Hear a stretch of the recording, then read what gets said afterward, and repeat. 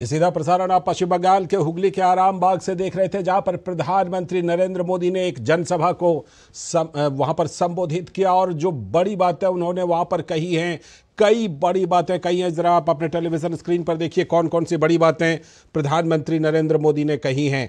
राजा राम मोहन राय की प्रेरणा से भारत की नारी शक्ति के कल्याण के प्रति समर्पित है उनकी सरकार। पश्चिम बंगाल आजादी के आंदोलन की जन्मस्थली रही है। तीसरी बड़ी बात प्रधानमंत्री ने कही कि बीते 10 वर्षों में भारत 11वें से 5वें नंबर की आर्थिक ताकत बन चुका है। अर्थव्यवस्था की ताकत के मामले में G20 के जरिए भारत ने दुनिया में मिसाल कायम की। इसके साथ ही प्रधानमंत्री ने कहा कि भारत के चंद्रयान ने वो कर दिखाया जो दुनिया में कोई नहीं कर पाया। तो अंतरिक्ष में भी भारत की ताकत बढ़ रही है। 500 साल के लंबे इंतजार के बाद रामलला भव्य राम मंदिर में स्थापित हो गए हैं।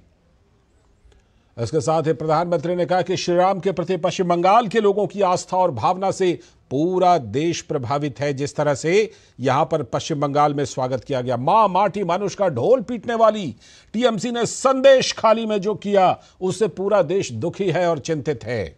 सीधा हमला बोला टीएमसी पर। भाजपा के दबाव में बंगाल सरकार को अपराधी नेता को गिरफ्तार करना पड़ा, क्योंकि लगातार भाजपा सड़क पर रही। हर चोट का जवाब वोट से दीजिए, यह आह्वान किया प्रधानमंत्री ने वहां के लोगों से। इंडी गठबंधन के नेता जो संदेश खाली पर चुप्पी लेकर बैठे हुए हैं, उस पर हमला बोला कि वो घटना पर मूक बनकर बैठे हुए हैं। कांग्रेस के राष्ट्रीय अध्यक्ष मल्लिकार्जुन खड़गे के बारे में कहा कि संदेश खाली पर उनका बयान बंगाल का अपमान है। टीएमसी ने पश्चिम बंगाल में अपराध और भ्रष्टाचार का नया मॉडल पैदा कर दिया है। प्रधानमंत्री ने यह बात खास तौर पर कही अपने संबोधन में। टीएमसी सरकार घोटालों की सरकार है। उनके नेताओं के घर से नोटों के ढेर निकल रहे हैं। जिसने गरीब को लूटा है उसको लौटाना भी पड़ेगा, यह मोदी की गारंटी है। ये एक बार फिर से जोर देकर प्रधानमंत्री ने कहा, केंद्र सरकार द्वारा दिए गए पैसे का उपयोग राज्य सरकार गरीब कल्याण के लिए नहीं कर रही है। टीएमसी की सरकार पश्चिम बंगाल में, टीएमसी सरकार आयुष्मान भारत योजना और किसान सम्मान योजना जैसी योजनाओं का लाभ लोगों तक पहुंचने ही नहीं दे रही है, जबकि बाकी देश के बाकी हिस्सों में मिल रहा है। नमो ड्रोन दीदी के जरिए भाजपा सरकार ने हर गांव में बहन और बेटियों को सशक्त करने का काम किया है। साथ ही प्रधानमंत्री ने कहा कि पश्चिम बंगाल विकसित होगा तभी भारत विकसित होगा।